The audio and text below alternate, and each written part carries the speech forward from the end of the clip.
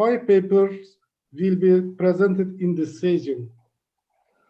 The first session of this paper is estimation of maize water footprint based on GPSS and AGSFSR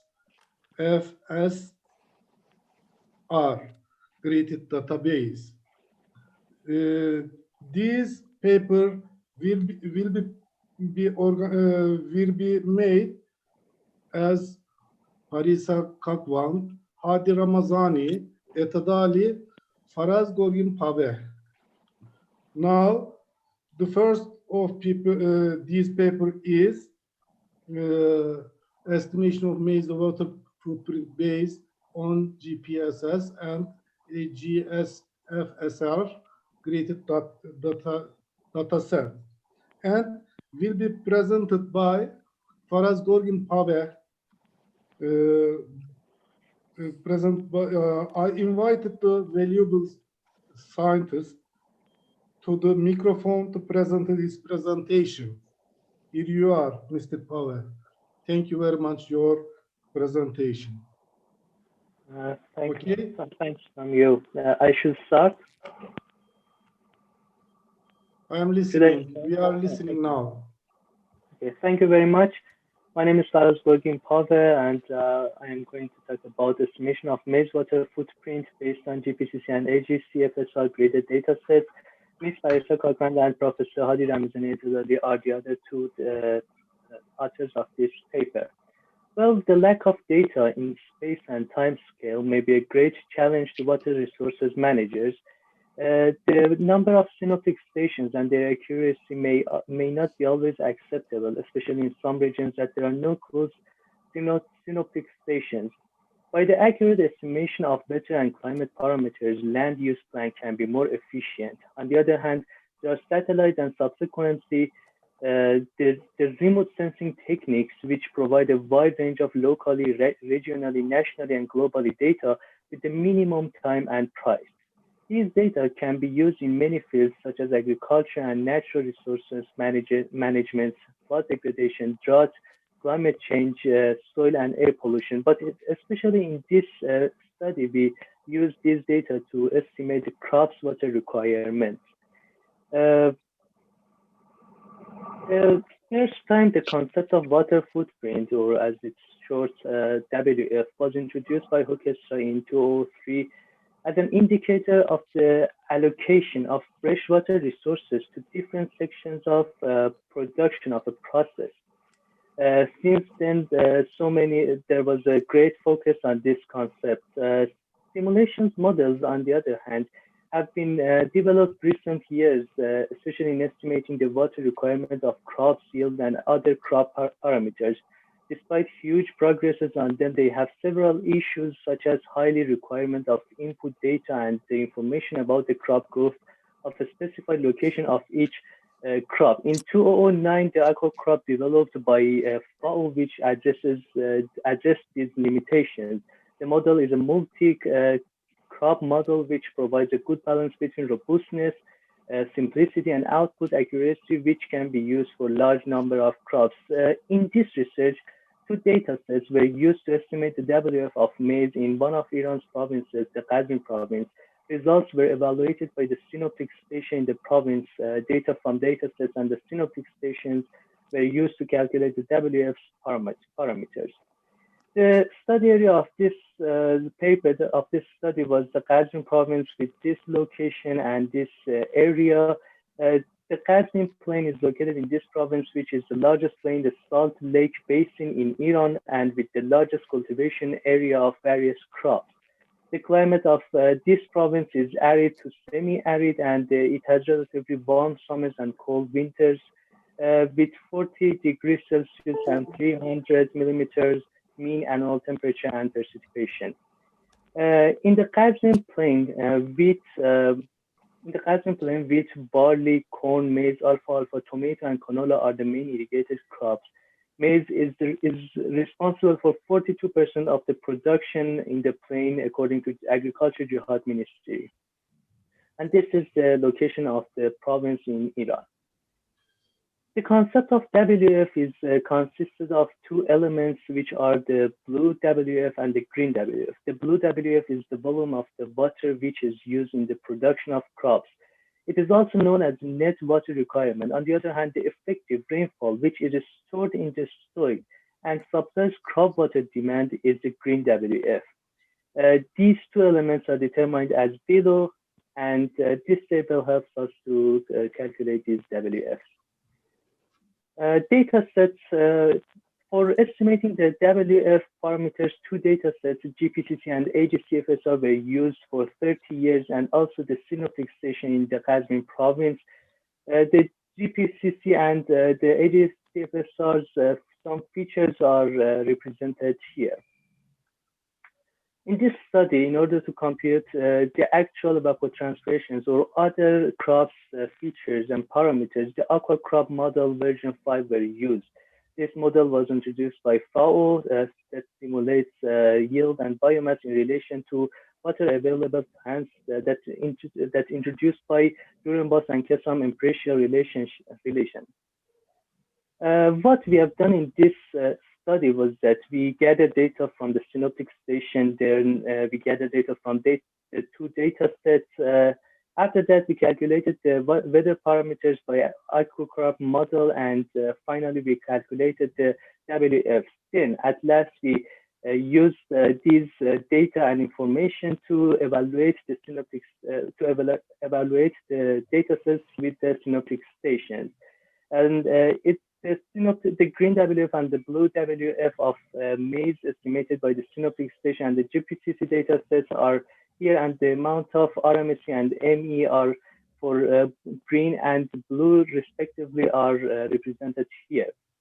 And as you can see at the figures, the dark green is representing the green WF estimated by the synoptic station, and the light green is responsible for the GPCC data set estimation in the green WF estimation. Similarly, we have the blue WF here, and according to the results, we can see that although both are good, but the GPCC is more efficient in estimating the green WF than the blue WF. Similarly, we have the green WF and the blue WF of maize estimated by the synoptic station and the AGCFSR data set from 1982 to 2009, and these are the amounts of the green and the blue respectively, RMSE and the maximum error. Here you can see the figures of the green WFs estimated by the synoptic and the AGCFSR data set, and you can see the blue one, which results can show that the AGCFSR is more efficient in estimating the blue WF. The results showed that the GPCC data set was more efficient in estimating the green WF than the blue WF, but the AGCFSR is more efficient in estimating the blue WF than the green WF. In total, the GPCC is more efficient than the AGCFSR. This study suggests using data sets to more studies are needed to evaluate their ability, but suggest using them to some other agriculture management. Here are some references that we use in this study, and thanks for your time. Thank you very much, Faraz Gorgin Pavel. It's good presentation, and time to time is good. Now, second paper is organized by Thierry Karingingo, Aytekin Günlü, is about importance of livestock in the Burundi economy and the simulation of dairy cattle. Now,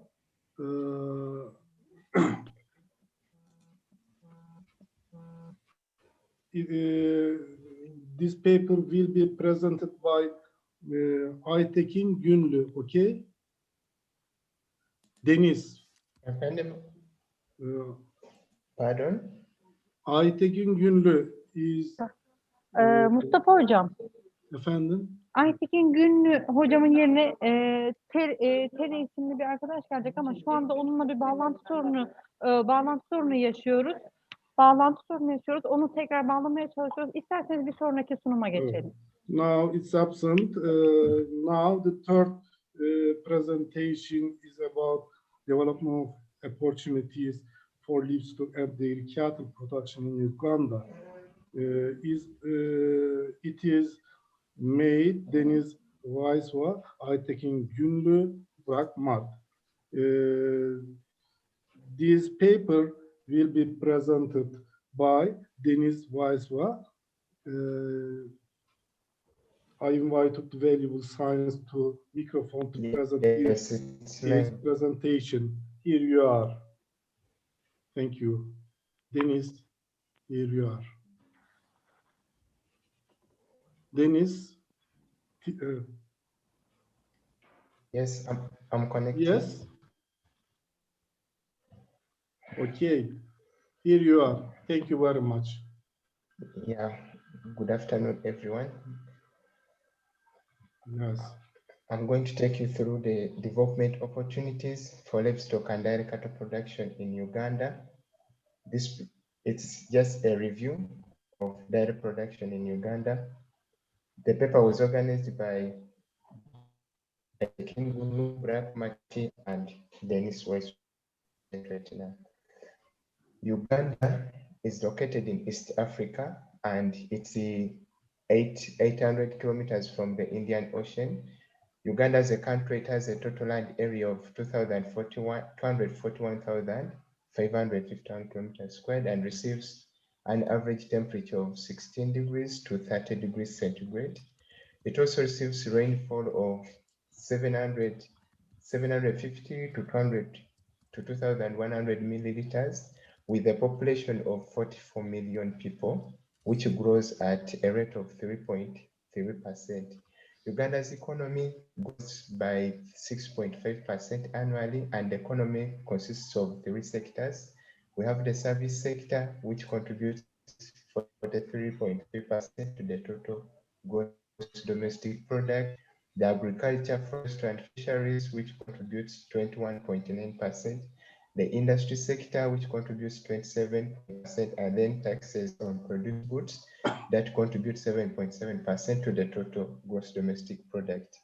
Uganda's real GDP is estimated to be 32,701 billion US dollars, and the GDP per capita is 891 US dollars. Uganda's livestock sector consists of cattle, goats, pigs, sheep, poultry, rabbits, beekeeping, and other animals. However, the sector is characterized by high use of family labor, whereby 99% of cattle keeping households depend on family labor. Ownership of small pieces of land, on average 2.2 hectares, are owned by each household keeping cattle. High reliance on natural pastures for feeding, and then ownership of a large number of local animals.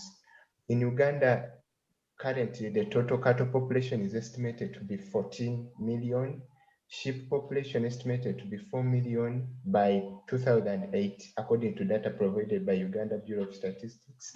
Then goats population is estimated to be 16 million, pigs 4 million, and then poultry 48 million poultry.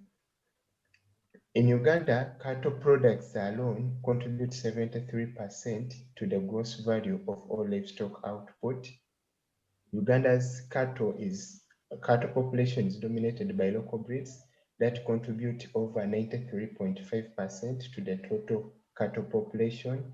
Then exotic breeds contribute only 6.5%. Among the local breeds, we have Ankole breeds, we have the East African Zebu breeds. Ankole breeds can be seen here. These are the long-horned ones. The East African Zebu are these ones, and then the Uganda breeds. Among the exotic breeds, we can find the Frisian, Jersey, Guernsey, and Ayrshire. Those are the commonly reared breeds. Among the goats population is also dominated by local goats breeds, which contribute 96.3%. And then the exotic dairy breeds are 0.9%, exotic meat breeds are 2.8%. Among the exotic dairy breeds, exotic meat breeds, we have the Boer goats, the Gala goats, and the others. The local breeds, we have the Movende goats, East African, small East African, and the Chigesi goat.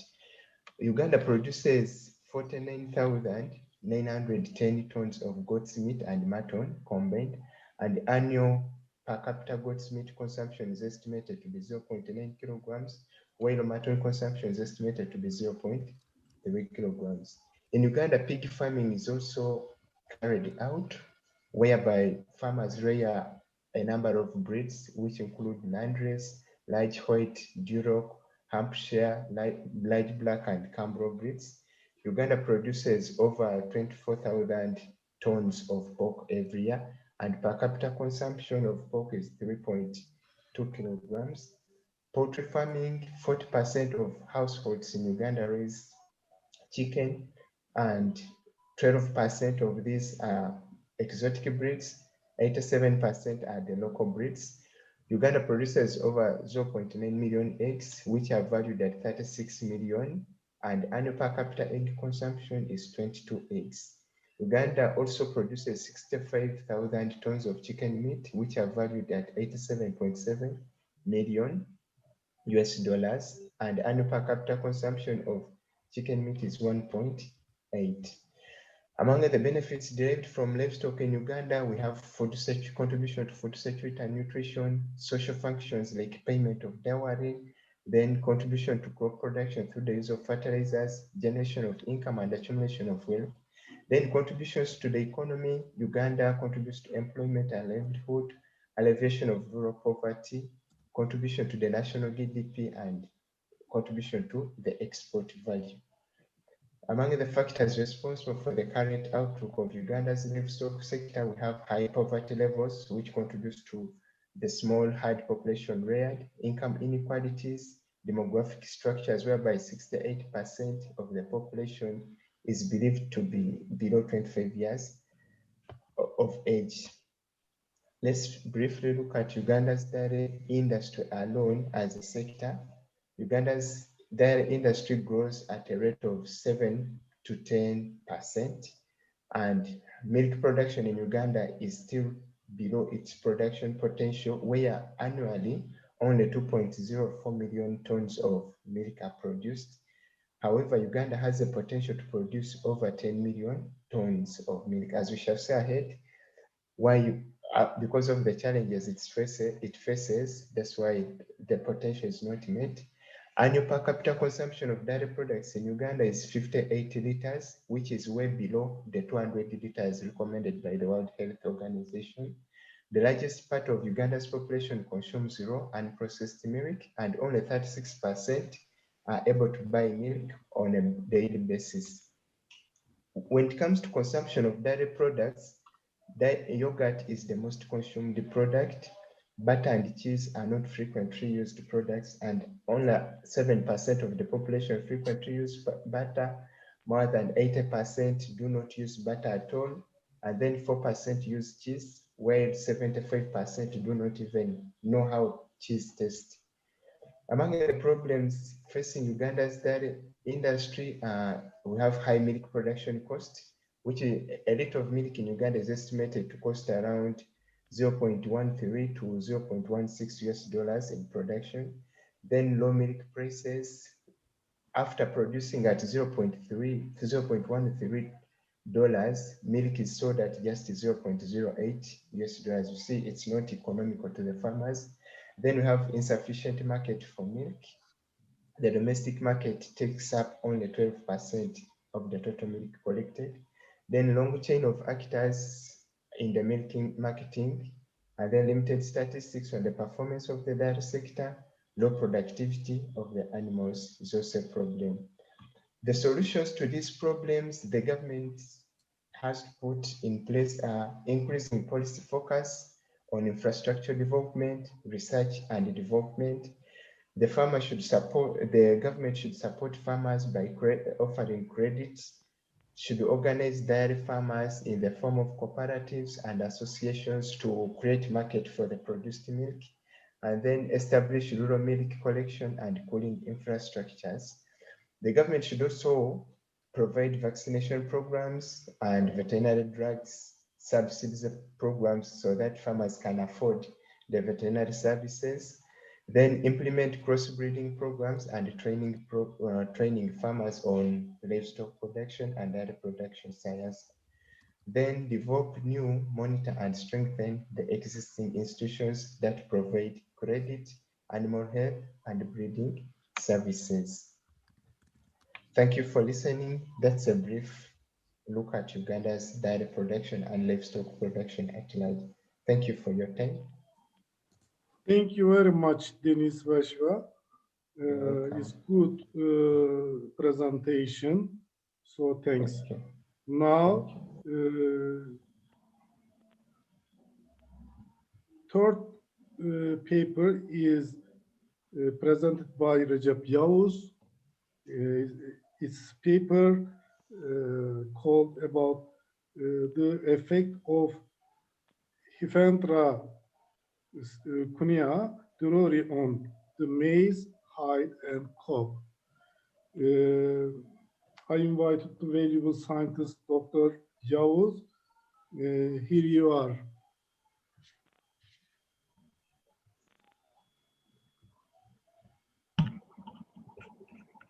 Recep Yavuz hocam. Evet. Yansıdı mı şey? Yansımadı şu anda hocam. Bir saniye.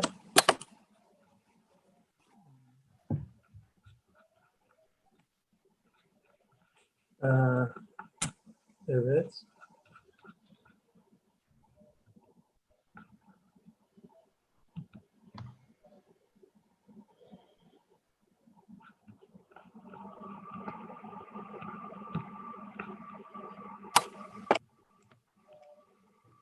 Şimdi yansıdı herhalde hocam. Hayır, daha gelmedi. Ana sizin klasör var. Klasörü görüyorum. Yansıması lazım ama nasıl oldu? Bir saniye. Ana gözükmüyor hocam.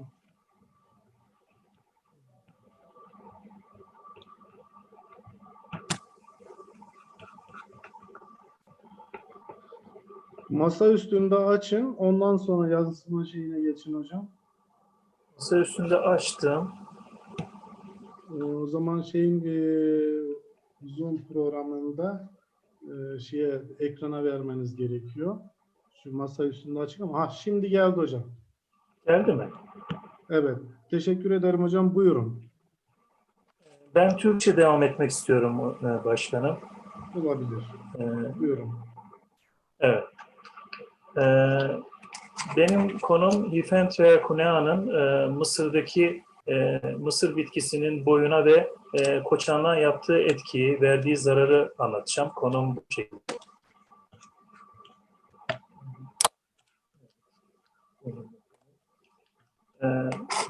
Bu araştırma dediğim gibi Amerikan beyaz kelebeğinin mısır bitkisine ve koçanlığa verdiği zararı ortaya çıkarmak için yürütülmüş. Amerikan beyaz kelebeği bilindiği gibi burada resimde görüldüğü gibi 400'de 1000 arası yumurta yapıyor. Ve dişi Amerikan beyaz kelebeği yumurtayı yaptıktan sonra ölüyor ve yapraktan ayrılmıyor. Yumurta ve yumurtadan çıkan larvaların görüntüsü ve o larvalar hemen bulunduğu yaprağı yiyerek beslenmeye başlıyorlar.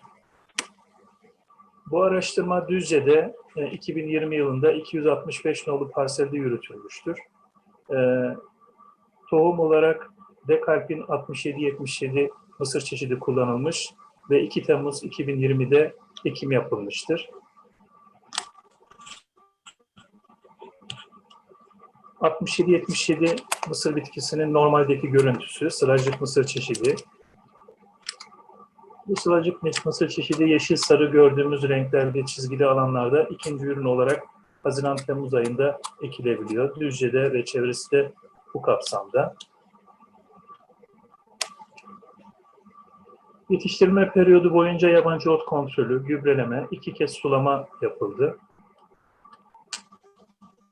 Ve 14 Eylül 2020 tarihinde Hifentra cunea alanın kuzeybatısında mısır bitkilerine ulaştı ve onların yapraklarıyla beslenmeye başladı. Yapraklarına verdiği zararı gösteren fotoğraflar. Bu zarar verdiği alan 100 metre uzunluğunda, 20 metre genişliğinde bir alan etkiledi, zarar verdi. Sonra 14 Eylül'de zarar vermeye başlamıştı. 14 Ekim'de kadar zararı devam etti. Soğuklar başladığı için kışlamaya geçti. Bu alanın devamındaki alanda zararlının zarar vermediği, ulaşmadığı alanların görüntüsü. Bu alanın toplam büyüklüğü 2 hektar. Burada 14 Ekim'de yapılan ölçümlerde Amerikan beyaz kelebeğinin ulaşmadığı alanlarda ortalama bitki boyu 2,65 santimetre iken ulaştığı alanlarda bitki boyu ortalama 2,06 santimetre olarak ölçülmüştür. Yine koçan uzunluğu kontrol alanında ulaşmadığı alanlarda uzunluk 22,6 santimetre iken zararının etkilediği alanlardaki koçanların ortalama uzunluğu 18,6 santimetre ölçülmüştür. Yine kontrol alanında koçan çapı 4,83 santimetre ortalama. Zararlının zarar verdiği alanlardaki koçanların çapı 4,2 santimetre ölçülmüştür. Yine buradaki gözlem zararlının bulunduğu alanlardaki mısır koçanlarının hasata ulaşma zamanında gecikme olduğu kontrol alanına göre gözlemlenmiştir.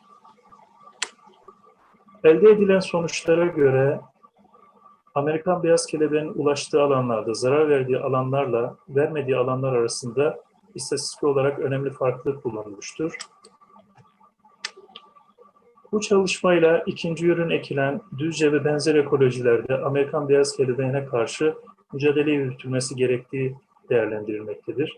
Bu genelde Amerikan beyaz kelebeği Düzce ve çevresinde normalde ağaçlara zarar verirken şimdi ekonomik ürün olan fındığa zarar vermekte, yapraklarını yiyerek fındık bitkisine zarar vermekteydi. Mısırla ilgili ilk ölçümlerde bu çalışmayla yapılmış oldu. Beni dinlediğiniz için teşekkür ederim. Thank you very much Recep Yavuz Hocam. Gayet güzel bir sunumdu. Güzel ilgi duyan bir sunum oldu. İnşallah başarılı olabilir. İleriki çalışmalarda daha güzel sunumlar yapabilirsiniz. So thank you very much. Now the presentation is about urbanization effect on the assemblage of green lacewings neuroptera. It is presented by Hakan Bozdağ. Evet. Please come here. Come microphone. Here you are. Hakan Hocam, hoş geldin. Teşekkür ederim hocam. Şu anda gözüküyor. Türkçe evet, sunacaksın ben herhalde sizde. efendim hocam. Türkçe mi sunacaksın, İngilizce mi? Nasıl arzu ederseniz Nasıl Türkçe. hissedeceksin? Ben önce müsaadeniz olursa Recep hocama da bu güzel sunumlarından dolayı teşekkür etmek istiyorum. Çok da küçük bir sorum, acizane önerim olabilir. Hocam benzer bir çalışmayı Akdeniz bölgesinde yürütmeyi düşünür müsünüz bundan sonraki çalışmalarınızda? Böyle bir düşünceniz İnşallah güzel olur. Çok teşekkürler. Neden olmasın? Birlikte inşallah. Bu tartışmada şey yapalım. Ana ekranı alabilir misiniz şeyimizi, sunuyor?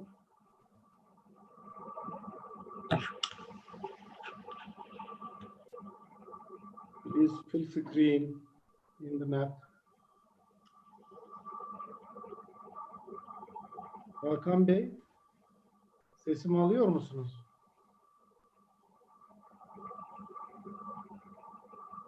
Hakan Bey.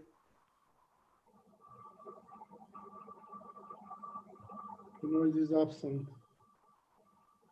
Now.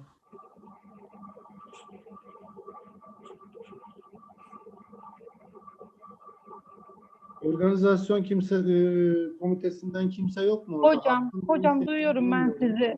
Hocam Hakan Bozdan hocanın sanırım bağlantısı koptu. Terry Keringingo kaldı sanırım. İsterseniz onu alalım öne. Daha sonra Hakan Bozdan hocayı araya katalım. Sonuncu olarak alabiliriz. Thank you very much.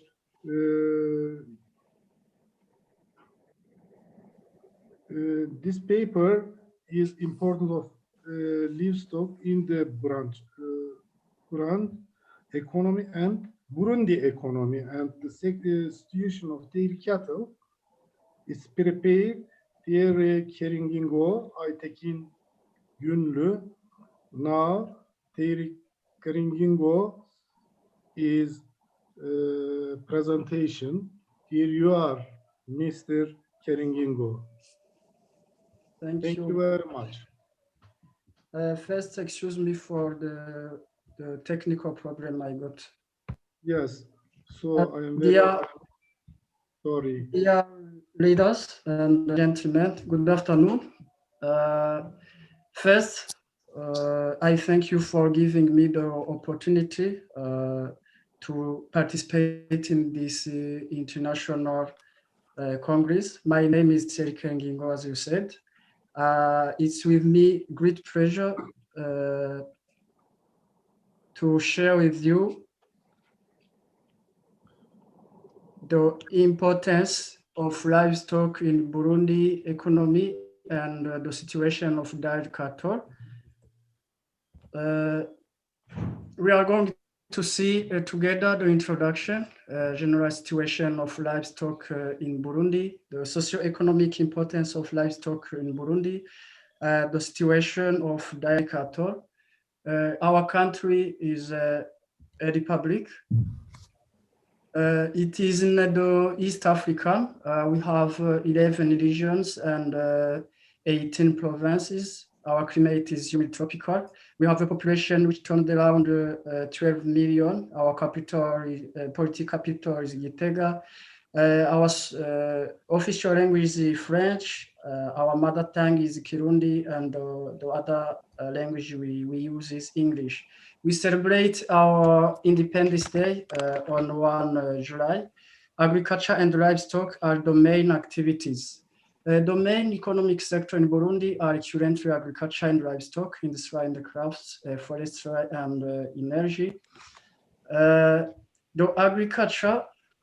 The agriculture and livestock sector provides the employment at a rate of 93%. Agriculture represents 50% of the gross domestic product. Basic household income comes from the agriculture. And in Burundi, we have four in the development of cattle breeding. We have 4 steps. The increase of the number of cattle was mainly represented by the Ankole breed, while the number of cattle decreased by 3% between those years. The number of goats increased by 7% during the same period. The sociopolitics we got had a negative impact on all this livestock development. And after this, we get our republic strengthened the livestock farming through rural development project financed mainly by the International Fund for Agricultural Development, the Food and Agriculture United, the World Bank, and the technical and financial partners of the United Nations. In our country, we have 7 different races: Ankole, Saiwa, JC, Swiss Brown, Frison, Aisher, Montbéliard, and small animals and poultry. animal production is an essential economic activity for Burundian producers, both to feed themselves and to provide for their own consumption. On the other hand, to provide a source of income to its owners. The following a figure shows that the goats come first with a rate of 32%, followed by the cattle representing a percentage of 29. We note that the estimated number of cattle in Burundi in 2018 turned around 1 million. The animal supplies are of several types, mainly producing milk, meat, eggs, and honey. As we see, the leader production in Burundi, we have only 2 leader factories, African Tenri Company and China Burundi Plate. The goat leader.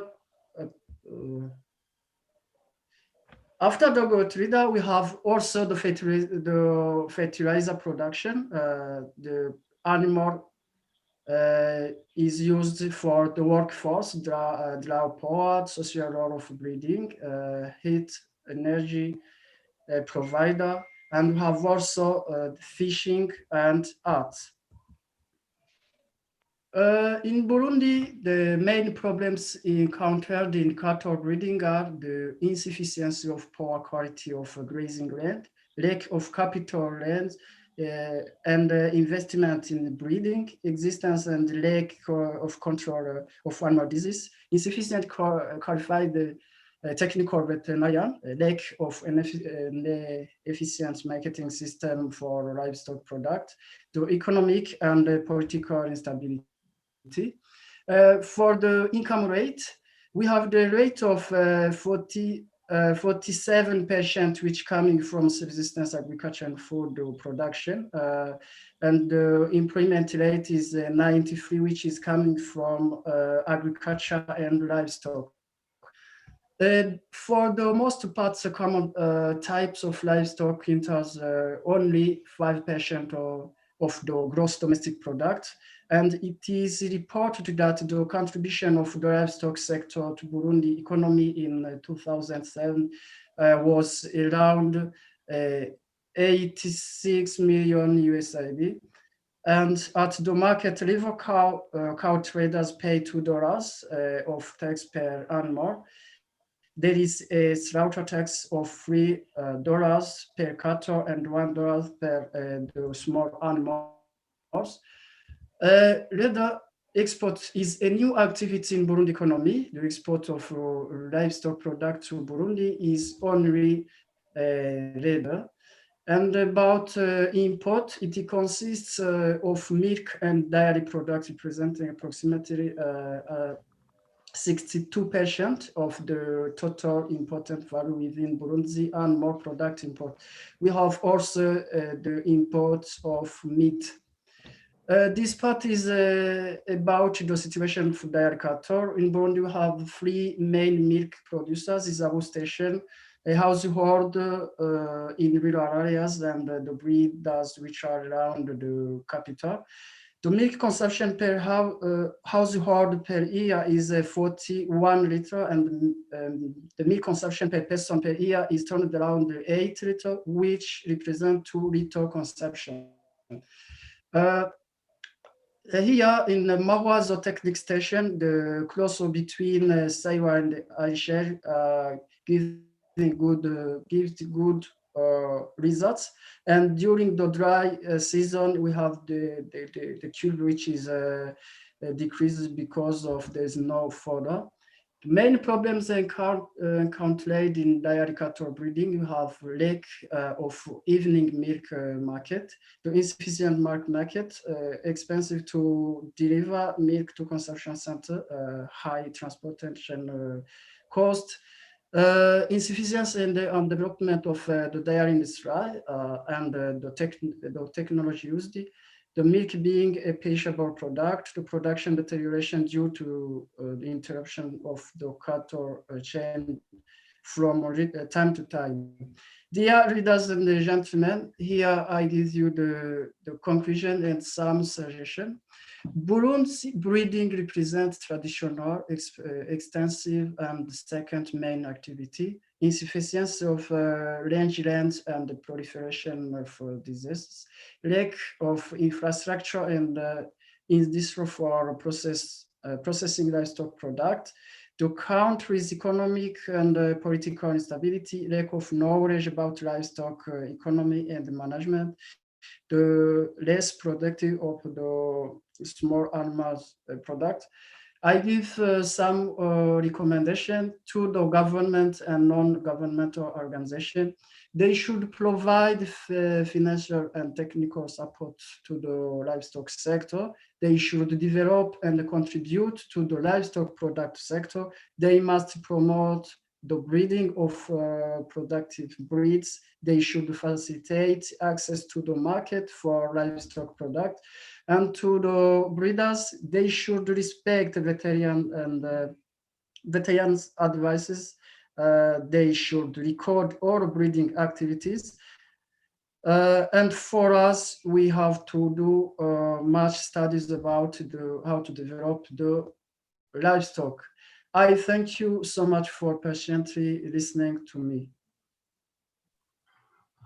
So thank you very much, Mr. Thierry Karingingo. Very good presentation. Thank you very much. Now,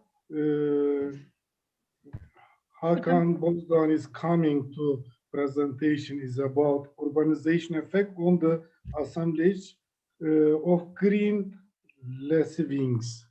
Okay, here you are. Hakan Bey buyurun. Yansıda sesinizi açmadınız. Open your voice. Noise.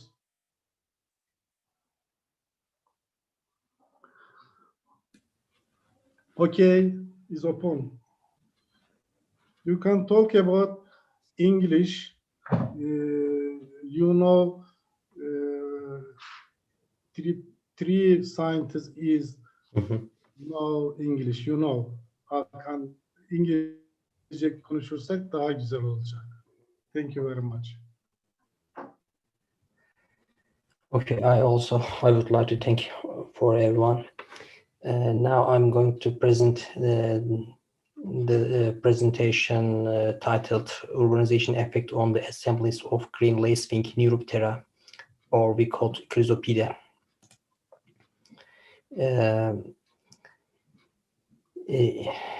Let's see the introduction firstly. Neuroptera is a insect order, is a predominantly terrestrial insects order with about nearly 20 families. Sometimes it is the number is increasing more and more around the world. Lacewings communities were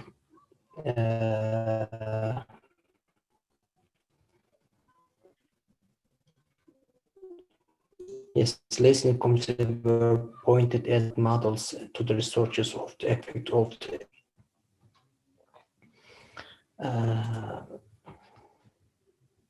see the screen? Yes, full screen, please. Full screen. Yani, okay, I'm trying to do it. Yes, okay. That's right. Okay. Larvae of Neuroptera are in general predators. Several families are widely distributed in both natural and agro ecosystems in many parts of the world, and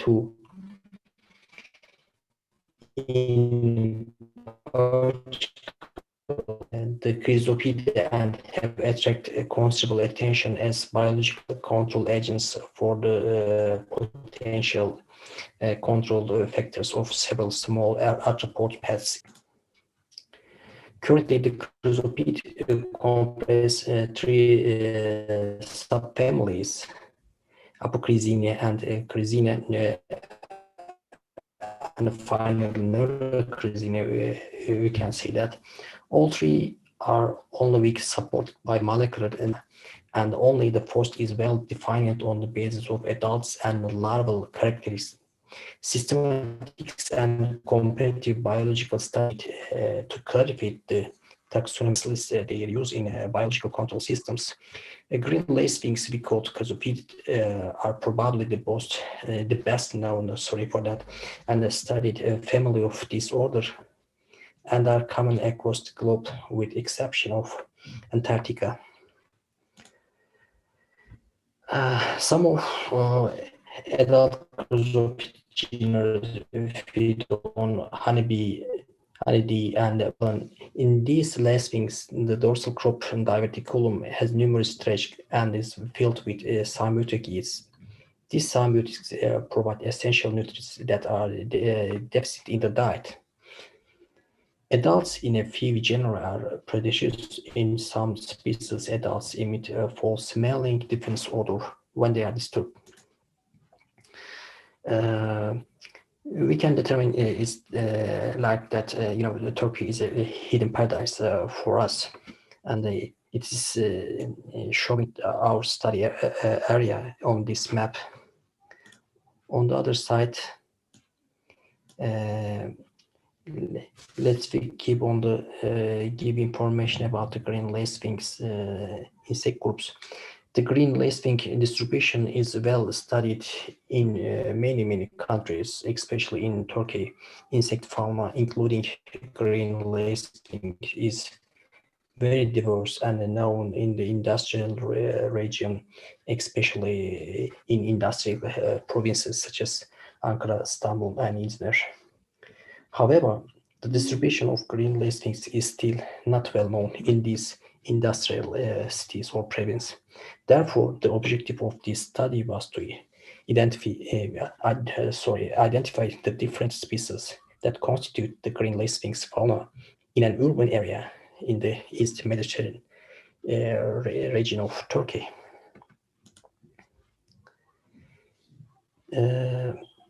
This study was conducted in 8 urban parks in East Mediterranean parts of Turkey.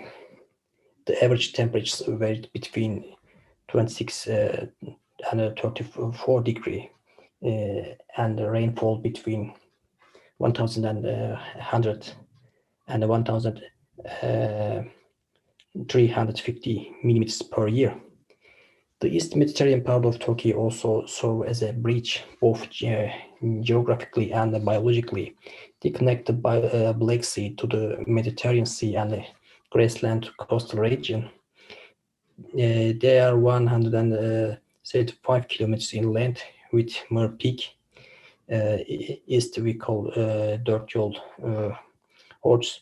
These mountains have one of the Black Sea climate zones. And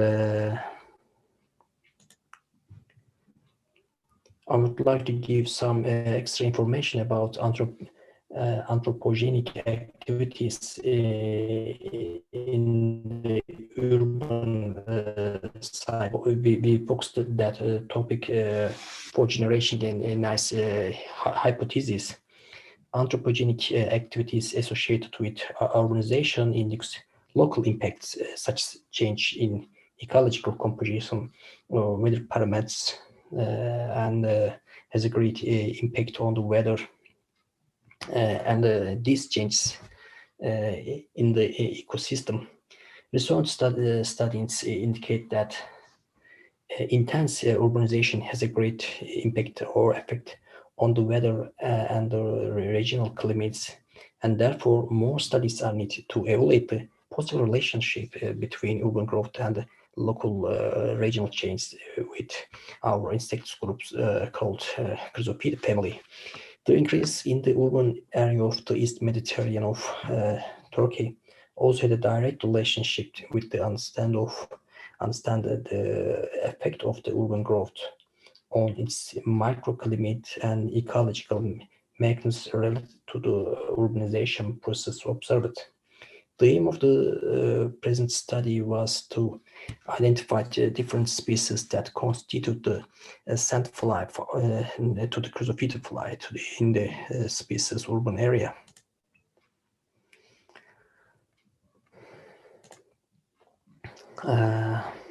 Material and methods. Species and specimens were collected from June to October in 2 years using Mr. modified Bozdan, net and light traps. we have Yes, 5 I'm listening. Esatra, 5 minutes is 5 dakikada lütfen şeyinizi tamamlayın sununuzu. Çünkü I will try to zaman finish it. geçti. Yes. Thank you very much. The collected insects were fixed in alcohol and identified using taxonomic keys. After the collections, the adult lacewings were killed using chloroform and stored in labeled plastic bags. All the sampling materials was transformed to the entomology laboratory at the Faculty of Science, University of Kırşehir, Tehran, Turkey.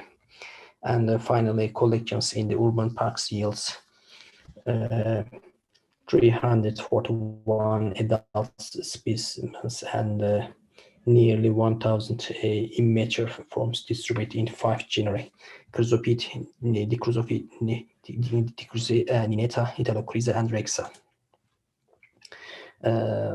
Collected specimens belong to the 5 species: Chrysopa formosa, Dichrysophyta prasina, Nineta flava, Italocryza italica, and Rexa redii. The most abundant taxonomic units among the adult species for Chrysopa, Italocryza, Dichrysophyta, Nineta, and Rexa were found to have been observed as the least abundant species in the survey area. We can say that as a conclusion, the continued presence of green lacewings in urban areas and or studies with is crucial.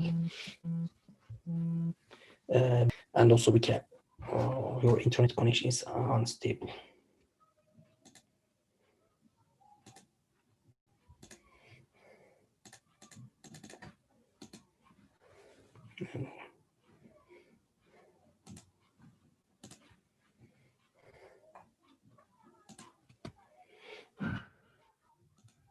You can hearing. Yes. Do you hear me? Yes. Okay.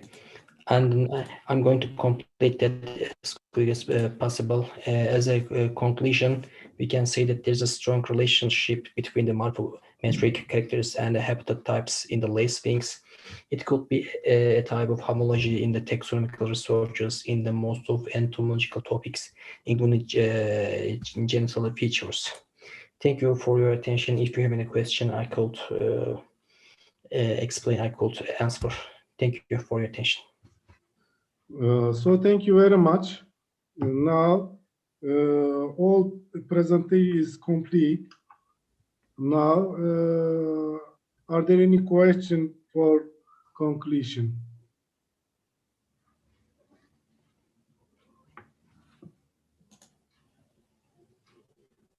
So, thank you very much, all scientists. Now, this session is finished. I hope Ama biz en fazla yani 5 dakika ya da 10 dakika kadar buradan kapatabiliriz. Daha sonra buradan da Hocam sorularımız var mı? Devam edecek miyiz? soru yok. Soru yok. Bitiriyorum. Olur hocam. Nasıl takdir The ederseniz. session of Congress is finished. So thank you very much, all scientists. Okay. Faraz Gorgin, Deniz, Hakan,